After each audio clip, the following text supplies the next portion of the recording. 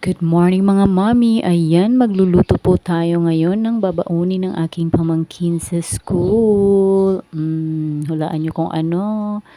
Tadan! Ayan, cheese ball ng Tender Juicy. O, diba? Pure Foods. Yan.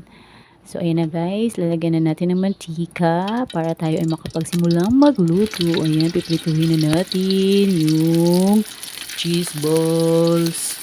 So, ayan guys, gusto kasi yan ni Ken Ken, kaya ayan yung request niya. Yan daw yung babaunin niya, pang almusal and pang lunch na din. O, diba?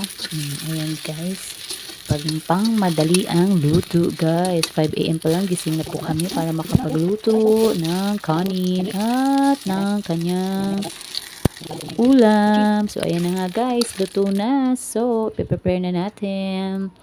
And God bless everyone. Have a nice day.